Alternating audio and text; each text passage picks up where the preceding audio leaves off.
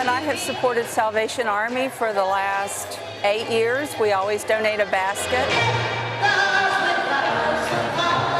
But this Salvation Army event is different for Marge Holtzinger. This is my first year coming solo. I lost my mom in February. From looking at vendors to taking in more than 400 items at the silent auction, Marge feels this is a great way to honor her mom while helping those in need. She encouraged me to come today. I didn't really want to come by myself without her. I mean, we've done celebrity chefs every year. It was one of her favorite events. I've been looking forward to it for so long. From Christmas ornaments and trees to reindeer and lights, Beth Euler is looking for decorating ideas as she supports the Salvation Army's mission. So many people are in need, and so I'm really glad they're doing this so we as a community can do what we can to help them. Toys like these here went to more than 4,000 kids in Northeast Florida last year who otherwise wouldn't have had a Christmas. Families that are in need, the working poor, they actually go through a process of application, and if they meet certain requirements, then they get their children listed on the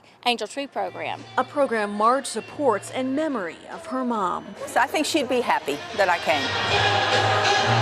Well, it's helping people that work hard and need help. They just need a little extra boost.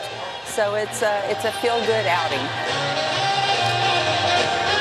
In downtown Jacksonville, Dawn White, First Coast News, on your side.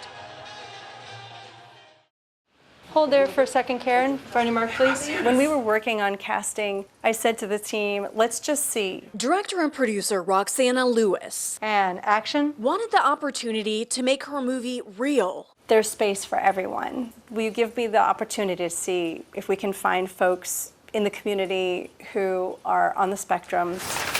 The answer was yes, and now Mandy's Voice, a movie about autism, has a crew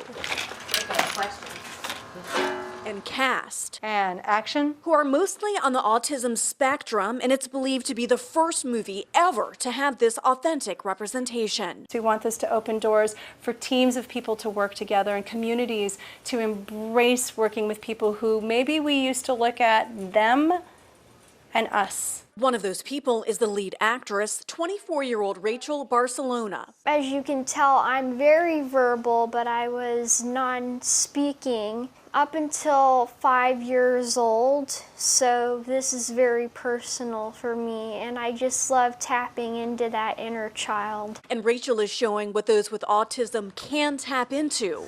She's an actress, model, author, and autism advocate, speaking at the United Nations and around the world. You may have this or that.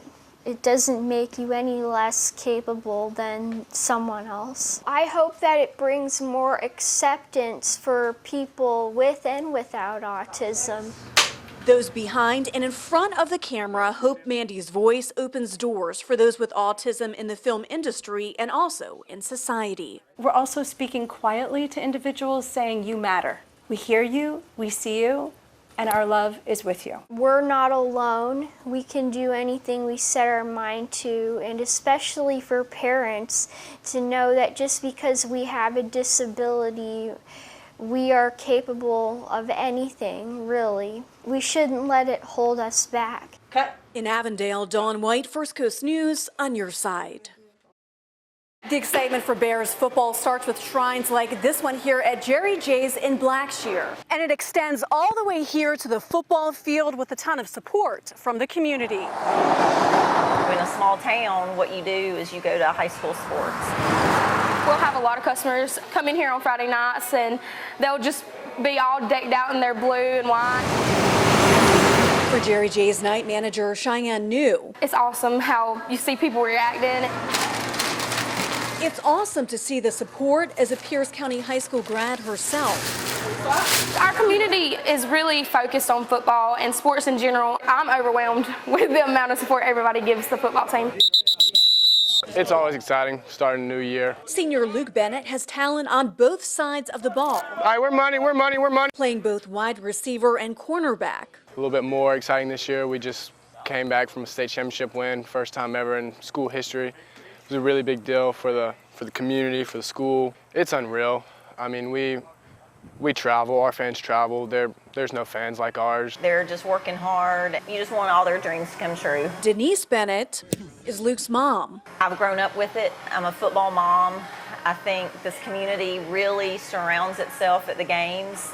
Many people without a player are at the games. I hope it kind of struck a fire under them and, kind of gave them some motivation to keep that state championship title going. The community in this small town feels lots of hope and excitement for what this season holds.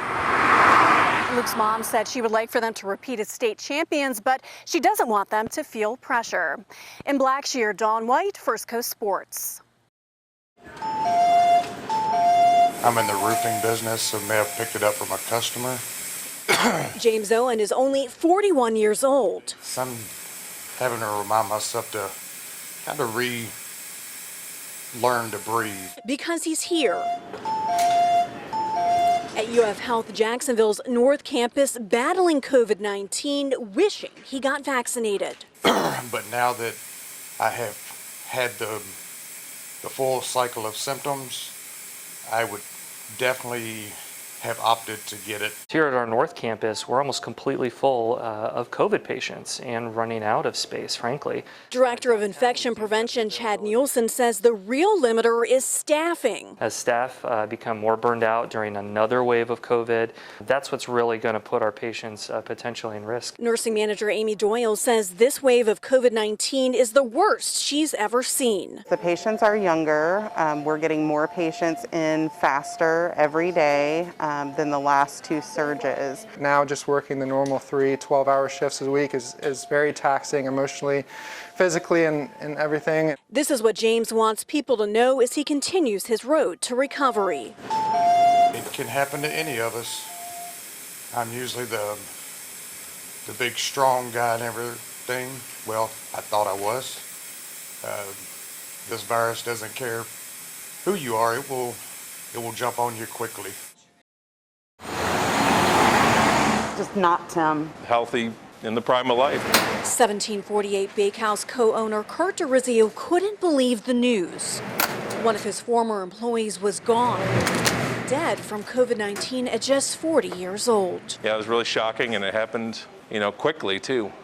Within a week, he just deteriorated to the point that they couldn't resuscitate him. Shocked that somebody so young would die that didn't have all these underlying health things. Tim opened with us, and Tim did everything. Tim Stanley worked as one of the original bakers. He left the bakehouse in February to start a nonprofit for kids with disabilities. Cookies and more cookies. These aren't the only sweet things here at 1748 Bakehouse. Tim's former co-workers remember his sweet personality and his desire to make the community a better place. He was kind and generous and had integrity, but he was also hilarious. Tim's service is on Thursday, so we wanted to close so that all of the staff could attend. Also attending that service, the wife and 2 kids Tim leaves behind. Talk to a doctor, because I don't want to lose any more friends. This GoFundMe page will help pay for the final expenses of a man gone too soon, with so many plans and a full life ahead of him. In Springfield, Dawn White, First Coast News, on your side.